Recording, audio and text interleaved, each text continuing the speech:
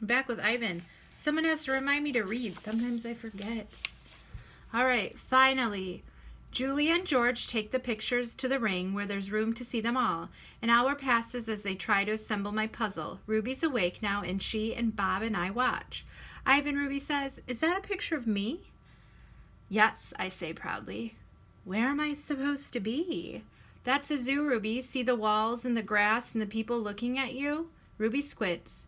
"Who are all those other elephants?" "You haven't met them yet," I say. "It's a very nice zoo," Ruby says with an approving nod. Bob nudges me with his cold nose. It is indeed. In the ring, Julia pumps her fist in the air. "Yes!" she cries. "I told you, Dad. There it is. Home. Home. George gazes at the letters. He spins around to look at me. "Maybe it's just a coincidence, Jules. You know, a once-in-a-trillion kind of thing. Like that old saying about the chimp and the typewriter. Give him long enough, he'll write a novel." I make a grumbling noise, as if a chimp could write a letter, let alone a book. Then how do you explain the rest of it?" Julia demands. "That's a picture of Ruby in a zoo." "How do you know it's a zoo?" George asks. "See the circle at the gate? There's a red giraffe in it." George squints and tilts his head. "Are you sure that's a giraffe? I was thinking more along the lines of a deformed cat." "It's the logo for the zoo, Dad. It's on all their signs. Explain that." George gives her a helpless smile. I can't begin to. I'm just saying there has to be a logical explanation." "Look how big this is." Julia puts the last piece of Ruby's right ear into place. "It's huge." "It's definitely large," George agrees. Julia watches me. She chews on her thumbnail. I see the question in her eyes. She turns back to the painting and stares at them, looking, truly looking. A slow smile dawns on Julia's face. "Dad," she said, "I have a big idea. A big idea." Julia races around the edge of my painting, her arms spread wide. "Billboard big." "I'm not following you." "I think this is meant to be a billboard. That's what Ivan wants." George crosses his arms over his chest. "What Ivan wants," he repeats. "And you know this because you two have been chatting?" "Because I'm an artist and he's an artist." "Uh-huh," George says. Julia clasps her hands together. "Come on, Dad, I'm begging you." "No, I'm not doing that. No billboard, no way."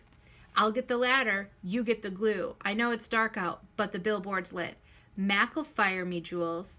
"But think of the publicity, Dad. Everyone would know about Ruby." "You want me to put up a sign that shows Ruby in a zoo with the word home in giant letters?" George gestures towards my picture. "A sign, incidentally, that just happens to have been made by a gorilla?" "Exactly."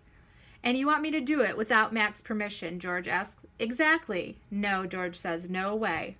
Julia goes to the edge of the ring, careful not to step on any of my paintings. She picks up Mac's claw stick and walks back and hands it to her father.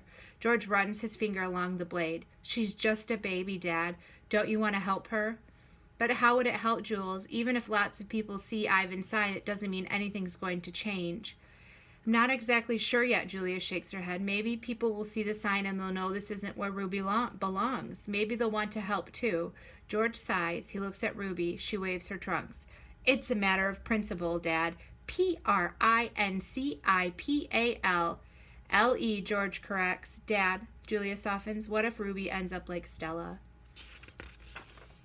George looks at me, looks at Ruby, looks at Julia. He drops the claw stick. "The ladder," he says quietly, "is in the storage locker." The next morning, I watch Mac's car slam to a halt in the parking lot. He leaps out. He stares at the billboard. His jaws open. He doesn't move for a long time. Mad human.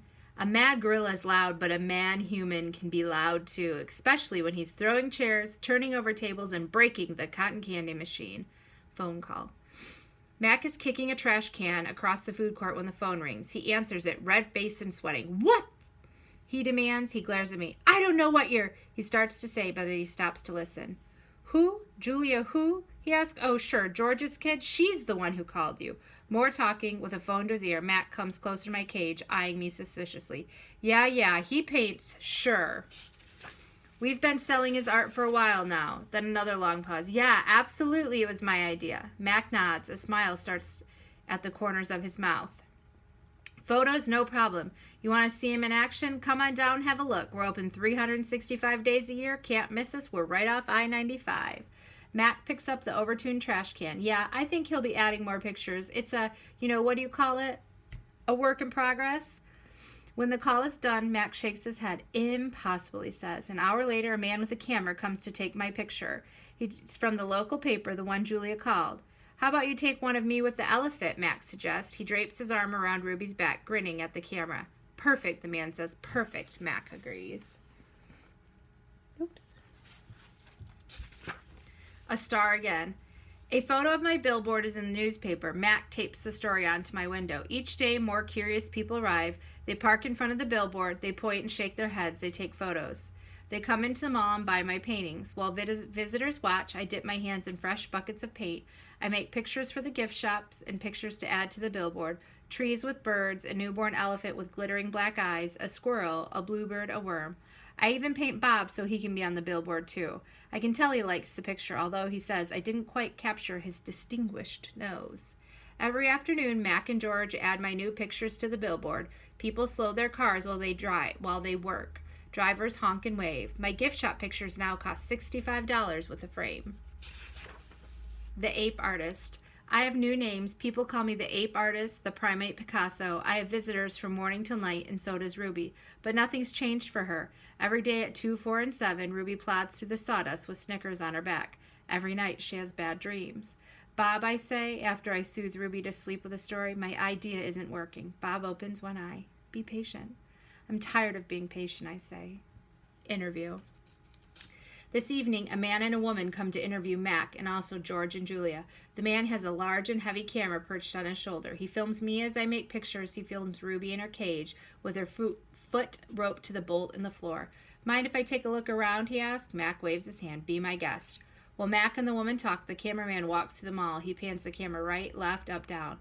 When his eyes fall on the claw stick, he stops. He trains his camera on the gleaming blade. Then he moves on. The early news. Mac turns on the TV. We're on the early news at 5 o'clock. Bob says, don't let it go to my head. There we all are. Mac, Ruby, and me and George. The billboard, the mall, the ring, and the claw stick. Signs on a stick. In the morning, several people gather in the parking lot. They're carrying signs on a stick. The signs have words and pictures on them. One has a drawing of a gorilla cradling a baby elephant. I wish I could read. Protesters. More people with signs come today. They want Ruby to be free. Some of them even want Mac to shut down the mall. There's their signs. In the evening, George and Mac talk about them. Mac says they're protesting the wrong guy. He says they're going to ruin everything. He says, thanks for nothing, George. Mac stomps off. George, holding his mop, watches him leave. He rubs his eyes. He looks worried. Dad, Julia says, looking up from her homework. You know what my favorite sign was? George asks, which one?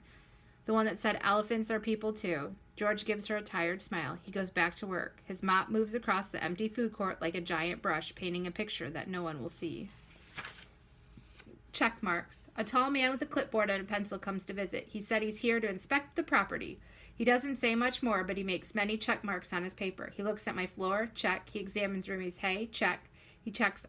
He eyes our water bowls. Check. Mac watches him, scowling. Bob is outside, hiding near the dumpster. He doesn't want to be a check mark.